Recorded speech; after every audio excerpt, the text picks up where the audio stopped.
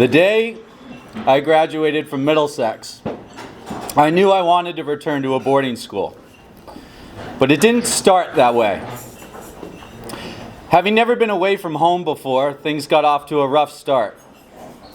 My first night in the dorm, the seniors who lived on the third floor of the dorm in what can only be described as a penthouse apartment demanded that the freshmen haul their 5 couches, most of them sofa beds, from the basement. 8 freshmen, some with the physical maturity of 7th graders, pivoting their way up 4 flights of stairs with a few hundred pounds of microfiber. I may have lost 5 pounds that night alone. I remember my first third soccer practice in which we ran shuttle runs the entire length of the field after an hour and a half long practice. Lucky I didn't throw up my lunch. Sorry. I remember my English teacher, Mr. Nelson, a former Dartmouth professor, handing back my first essay with a D+ written in red at the top. He used to call me Hunky Dore.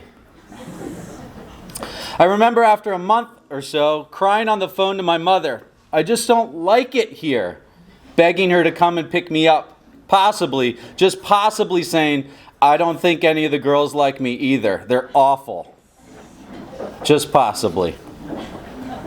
And then I remember, after that arduous first semester, never wanting to go home any weekend. For me, it's the people that make a place what it is. And despite my rough beginning, I started to really be with the people that made me happy and embrace the experiences that were the most challenging. Those seniors who made us all move their couches, they hosted X-Files watch parties on Sunday nights. We crammed nearly 40 dudes into their common room. Third soccer, not to be too Disney movie about this, but we went undefeated and I even scored a few goals. English class, I got my grade up to a B-, I think. And the girls, they still ignored me, but it got better. But I got involved and I got to know people. I auditioned for the play. I didn't make the cast, but I spent my time helping build sets, learning and spending time with people who enjoyed the theater. I was in our large chorus, a group I didn't have to audition for, and it made me happy to sing in a group a few times a week, people who enjoyed singing as much as me. I stuck around on weekends, hanging out with friends and making new ones, taking the train into Boston and hanging out in Harvard Square, or just going to games or whatever activities they had going on that weekend. And over time, my friend group and groups expanded. The people were at the heart of my experience. This has been a tough winter. You've had to deal with the norovirus, the flu, and bitter cold. You've said goodbye to some of your closest friends, lost some games and matches, and had to grind away on your studies. Winter has the ability to break us. But, and I don't want to sound overly corny here, I want to remind you all of our school's motto. Non sibi sed cunctis. Not for oneself, but for all. To me, this isn't just about how we make this community better through physical acts. To me, this is more about how we make this community better through the ways in which we care for each other. It's the people that make the place. When we have struggles, we need to lean on each other. We need to pull each other up, not watch as we break down.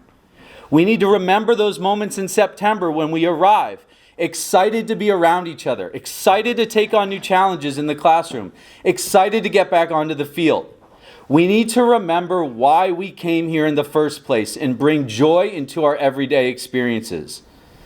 And if we don't feel that, then what can we do about it? Should we sit around and complain? Or should we get over our fear of having tough conversations and have tough conversations, like we learned on MLK Day? It's tough to do these things in February, but we have to do this together. And maybe I'm too late with this message with only a week and a half to go until March break. Thank God. But I thought that it needed to be said. Now, I want to do something super corny. And this is probably one of the cringiest things that I've ever done. But I hope you'll humor me. So, I want you to repeat after me. Again. Okay, but let me hear it, because I don't want people mumbling. We don't need any mumbling right now, okay? So repeat after me. As a person of Millbrook. As a person of Millbrook. Woo! That's awesome.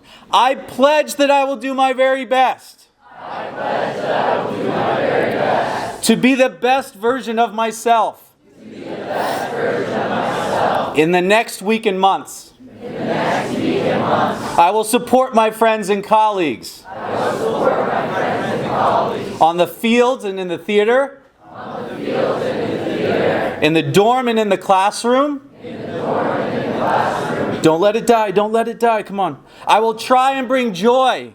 I will try and bring joy. Nice. At least once a day. At least once a day. To anyone who needs it. To anyone who needs it. And I will do this. And I will do this. Because it's the people. Because it's the people. That make a place what it is. That make a place what it is. And I am one of those people. And I am one of those people. Thank you.